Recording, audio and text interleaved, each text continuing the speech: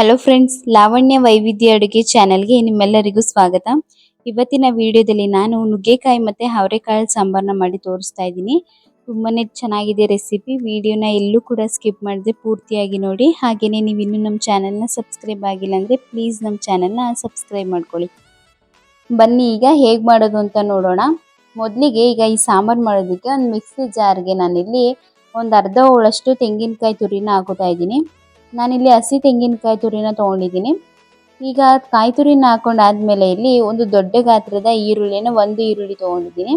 ಹಾಗೆಯೇ ಒಂದು 2 ಗೆಡ್ಡೆಯಷ್ಟು ಬೆಳ್ಳುಳ್ಳಿ, ಒಂದು ಅರ್ಧ ಇಂಚಷ್ಟು ಶುಂಠಿ ತೊಗೊಂಡಿದ್ದೀನಿ.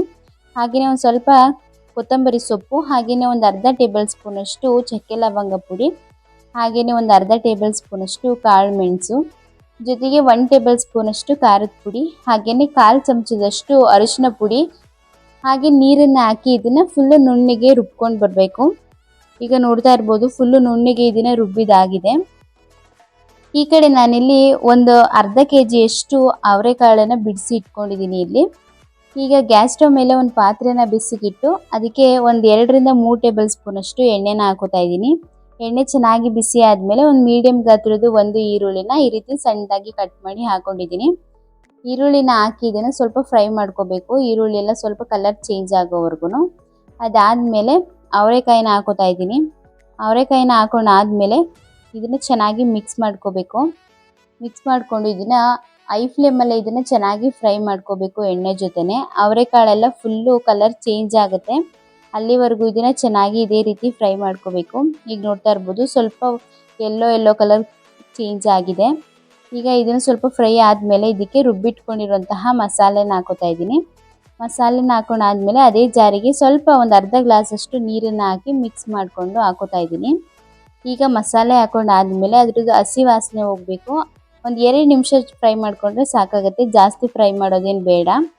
ಒಂದು 2 ನಿಮಿಷ ಇದನ್ನು ಚೆನ್ನಾಗಿ ಮಿಕ್ಸ್ ಮಾಡಿಕೊಂಡು ಸ್ವಲ್ಪ ಕುದಿಯೋಕ್ಕೆ ಸ್ಟಾರ್ಟ್ ಆದಮೇಲೆ ಇದಕ್ಕೆ ನೀರನ್ನು ಹಾಕೋತಾ ಇದ್ದೀನಿ. ಈ ಸಾಂಬಾರು ತುಂಬಾ ತೆಳುವಾಗಿರಬಾರ್ದು, ಹಾಗೆಯೇ ಜಾಸ್ತಿ ಗಟ್ಟಿನೂ ಕೂಡ ಇರಬಾರ್ದು, ಮೀಡಿಯಮ್ ಆಗಿರಬೇಕು. ಆ ಕನ್ಸಿಸ್ಟೆನ್ಸಿ ನೋಡಿಕೊಂಡು ನೋಡಿ, ಈ ಕನ್ಸಿಸ್ಟೆನ್ಸಿಲಿ ನೀವು ನೀರನ್ನು ಹಾಕೋಬೇಕು. ಈಗ ಸಾಂಬಾರು ಚೆನ್ನಾಗಿ ಕುದೀತಾ ಇದೆ. ಈಗ ನೋಡ್ತಾ ಇರ್ಬೋದು ಕಾಳು ಒಂದು 3/4 ಭಾಗ ಬೇಯಬೇಕು. ಅದಾದಮೇಲೆ ನಾನಿಲ್ಲಿ ಬಿಡಿಸಿಟ್ಕೊಂಡಿರುವಂತಹ ನುಗ್ಗೆಕಾಯಿನ ಹಾಕ್ತಾ ಇದ್ದೀನಿ. ನುಗ್ಗೆಕಾಯಿನ ಹಾಕೊಂಡಾದ್ಮೇಲೆ ಇದಕ್ಕೆ ರುಚಿಗೆ ತಕ್ಕಷ್ಟು ಉಪ್ಪನ್ನ ಹಾಕ್ತಾ ಇದ್ದೀನಿ. ಉಪ್ಪನ್ನ ಹಾಕೊಂಡಾದ್ಮೇಲೆ ಲಾಸ್ಟಿಗೆ ಸಣ್ಣದಾಗಿ ಕಟ್ ಮಾಡಿರುವಂತಹ ಕೊತ್ತಂಬರಿ ಸೊಪ್ಪು, ಹಾಗೆಯೇ ಲಾಸ್ಟಿಗೆ ಸ್ವಲ್ಪ ಕಸೂರಿ ಮೇಥಿನ ಹಾಕೋತಾ ಇದ್ದೀನಿ. ಈಗ ಇವೆಷ್ಟನ್ನು ಹಾಕೊಂಡಾದ್ಮೇಲೆ ಇದನ್ನು ಒಂದು ರೌಂಡು ಚೆನ್ನಾಗಿ ಮಿಕ್ಸ್ ಮಾಡಿಕೊಂಡು ಒಂದು 2 ನಿಮಿಷ ಬೇಯಿಸ್ಕೊಂಡ್ರೆ ಸಾಕಾಗತ್ತೆ. ರುಚಿಯಾದಂತಹ ಈ ಅವರೆಕಾಳು ನುಗ್ಗೆಕಾಯಿ ಸಾಂಬಾರು ರೆಡಿ ಆಗುತ್ತೆ. ಅನ್ನದ ಜೊತೆ ಮುದ್ದೆ ಜೊತೆ ತಿನ್ನೋದಕ್ಕೆ ತುಂಬಾ ಚೆನ್ನಾಗಿರುತ್ತೆ. ನೀವು ಕೂಡ ಒಂದ್ಸಲ ಮನೇಲಿ ಟ್ರೈ ಮಾಡಿ, ಖಂಡಿತ ನಿಮಗೆ ಇಷ್ಟ ಆಗುತ್ತೆ. ಹಾಗೆಯೇ ತುಂಬಾ ಸಿಂಪಲ್ಲಾಗಿ ಬೇಗನೆ ಮಾಡ್ಕೋಬೋದು. ಮನೇಲಿ ಒಂದ್ಸಲ ಟ್ರೈ ಮಾಡಿ, ಖಂಡಿತ ನಿಮಗೆ ಇಷ್ಟ ಆಗುತ್ತೆ. ಹಾಗೆಯೇ ನಿಮ್ಗೆ ಏನಾದರೂ ಈ ವಿಡಿಯೋ ಇಷ್ಟ ಆಗಿದ್ರೆ ಪ್ಲೀಸ್ ಈ ವಿಡಿಯೋನ ಲೈಕ್ ಮಾಡಿ, ಹಾಗೆಯೇ ನಿಮ್ಮ ಫ್ರೆಂಡ್ಸು ಮತ್ತು ಫ್ಯಾಮಿಲಿಗೆಲ್ಲ ಈ ವಿಡಿಯೋನ ಶೇರ್ ಮಾಡಿ. ನೀವು ಇನ್ನೂ ನಮ್ಮ ಚಾನಲ್ನ ಸಬ್ಸ್ಕ್ರೈಬ್ ಆಗಿಲ್ಲ ಅಂದರೆ ಪ್ಲೀಸ್ ನಮ್ಮ ಚಾನಲ್ನ ಸಬ್ಸ್ಕ್ರೈಬ್ ಮಾಡ್ಕೊಳ್ಳಿ. ಧನ್ಯವಾದಗಳು.